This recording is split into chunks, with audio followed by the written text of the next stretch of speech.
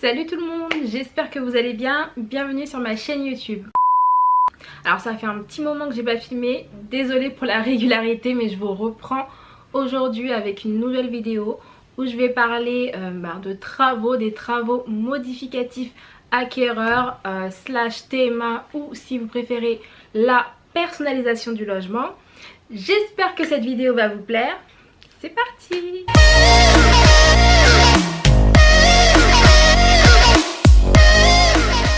Ce que l'on peut retrouver sur internet, c'est que l'on peut personnaliser son logement de la manière que l'on souhaite, etc. Il y a des limites. Donc je reprends avec ma petite expérience plutôt de comment ça se passe. Lors de la signature du contrat de réservation, il y a plusieurs documents qui vont vous être remis.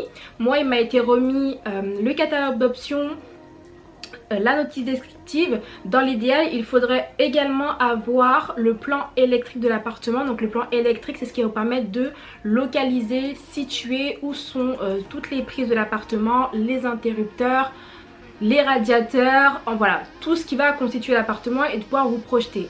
En même temps, vous allez pouvoir voir si les prises selon vous sont bien placées, si vous voulez rajouter des prises, si vous voulez en déplacer, si vous voulez en retirer, etc. Voilà.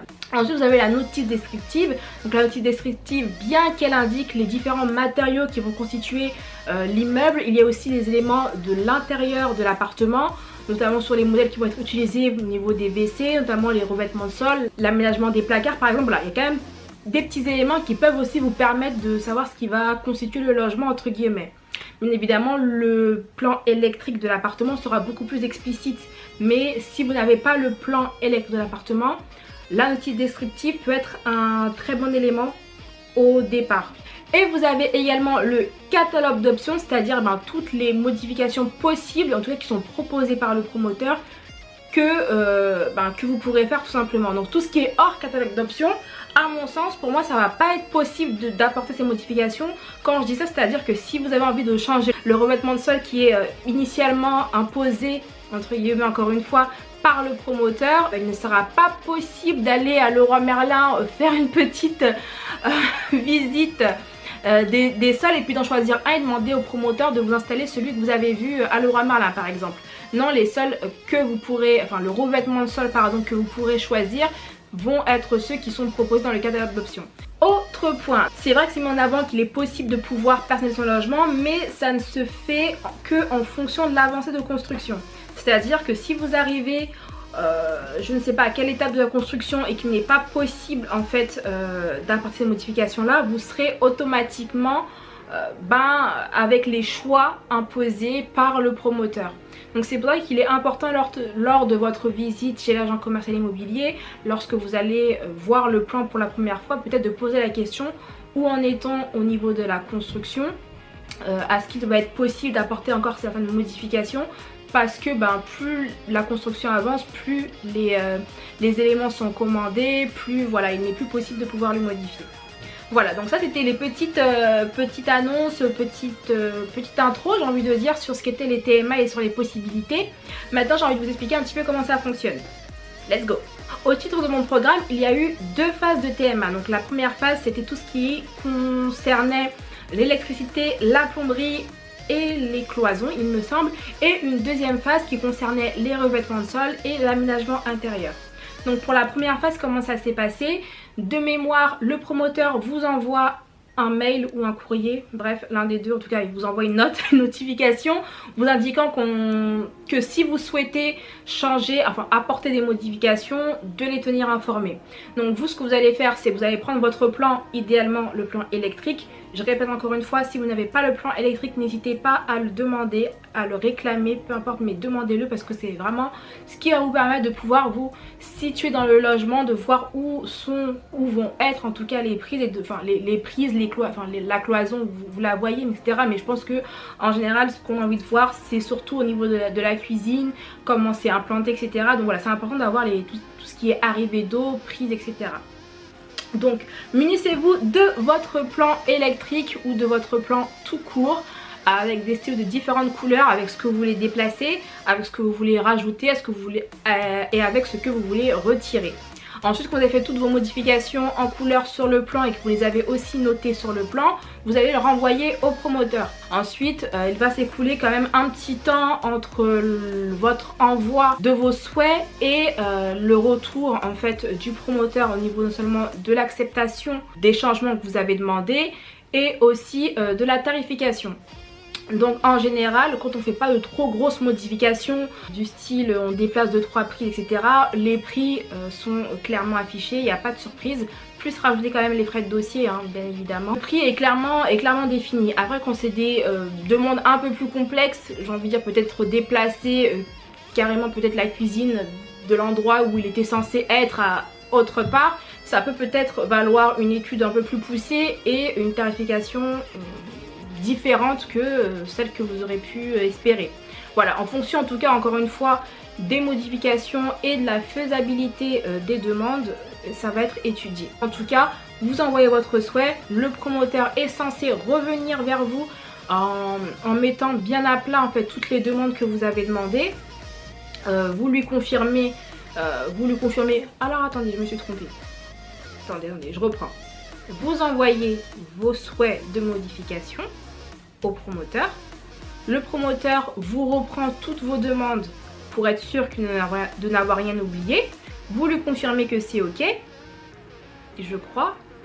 Ensuite, le promoteur revient vers vous avec la tarification et il vous demande si c'est bon. Je ne sais plus. Tenez, j'ai un petit doute là. En tout cas, il y a un jeu entre vous et le promoteur sur le fait que tous vos souhaits ont bien été compris par le promoteur. Ensuite, il vous fait la tarification. Une fois que vous êtes ok, c'est soit vous êtes complètement ok, soit partiellement ok, soit vous refusez le devis proposé. En général, vous savez le prix que ça va vous coûter, sauf quand ce sont des travaux, des demandes un peu plus poussées. Mais sinon, le prix, on n'est pas surpris. J'ai envie de dire ça comme ça. Il y a forcément des choses que l'on ne pourra pas faire. Moi, encore une fois, au titre de mon programme, parce que je précise bien que ça me concerne moi, puisque je pense que en fonction du programme, en fonction du promoteur, ça peut être différent. C'est vraiment par rapport à mon expérience.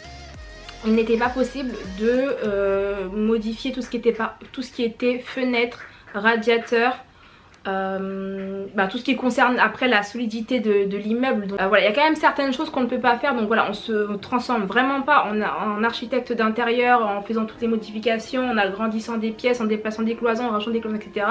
Il faut aussi que ce soit faisable, il faut aussi que vos modifications, je pense, n'entraînent pas un trop gros retard aussi au niveau de la livraison de votre appartement, de l'immeuble, etc. Donc voilà, quand vous allez remettre vos souhaits en fait de changement, ils vont vous indiquer aussi tout ce qui n'est pas possible de faire et les raisons pour lesquelles ils ne sont pas possibles de faire. Donc oui, c'est bien, mais il y a quand même des limites. D'une part parce que les choix sont seulement ceux que propose le promoteur, et aussi parce qu'on ne peut pas tout se permettre, même malgré que le fait qu'on dise que on personnalise entre guillemets son logement, bien évidemment. Deuxième phase, c'est les phases de revêtement de sol et d'aménagement intérieur. Donc quand je parle d'aménagement intérieur, c'est tout ce qui est placard, etc. Puisque en fait on a des placards mais nus. En fait il n'y a pas de train, il n'y a pas d'étagère, etc. C'est nu. Bon, donc il y a cette possibilité là encore une fois avec le promoteur de pouvoir apporter des modifications en ce sens. Je ne sais pas si c'est le plus efficace, économique, bon bref. Voilà. En tout cas c'est possible. Et au niveau du revêtement de sol, je pense que c'est le plus intéressant. Encore une fois, au niveau du revêtement de sol, j'ai cru comprendre que c'était peut-être pas tous les promoteurs qui le proposaient. Ce qui me concerne, pardon, au titre de mon programme, c'était proposé. Ce qui va se passer, c'est que encore une fois, le promoteur va vous solliciter en vous disant que voilà, l'espace showroom, parce qu'ils ont un showroom en fait où ils mettent à disposition tout ce qu'ils proposent dans leur catalogue d'options. Donc vous allez pouvoir prendre rendez-vous avec une personne dédiée au showroom, voir un petit peu comment sont les couleurs, les sols en fait pour pouvoir vous choisir. C'est plutôt intéressant, ça permet un petit peu de se projeter. Bon, c'est pas Leroy Merlin, c'est pas Ikea, etc. Mais ça laisse quand même, c'est un peu excitant quand même de pouvoir choisir ce que l'on souhaite. Et même si vous ne souhaitez pas changer de revêtement de sol, vous pouvez choisir la couleur en fait que vous voulez mettre dans votre appartement. Donc ça peut être vraiment sympa, je pense, même si vous souhaitez changer ou pas changer, etc. Donc comment ça se passe? Vous êtes invité au showroom, vous allez au showroom, vous choisissez, vous avez la facturation. Vous avez votre facture. Ce que je n'ai pas dit au niveau du règlement, le règlement en fait comment ça se passe, c'est 30% dans l'immédiat. Je sais pas, 30% immédiat. Quand vous demandez de payer, vous allez devoir payer 30% du montant à régler, et ensuite à la livraison de l'appartement ça va être le reste tout simplement. Par contre aussi ce que je voulais rajouter, désolée si c'est un petit peu brouillon parce qu'il y a des choses qui me viennent en tête comme ça, c'est que au niveau des revêtements de sol c'est pas du tout au mètre carré, hein. C'est si vous avez qu'un linéaire de cuisine et que le prix de la cuisine au niveau du revêtement de sol choisi c'est 500 €, ça va être 500 €. Donc voilà, il n'y a pas d'ajustement au niveau des mètres carrés, etc. Non, le prix indiqué, en tout cas, encore une fois, au titre de mon programme et moi comment ça s'est passé, c'était les prix indiqués étaient les prix qui allaient être payés. Alors est-ce que j'aurais dû négocier? Bonne question, je sais pas.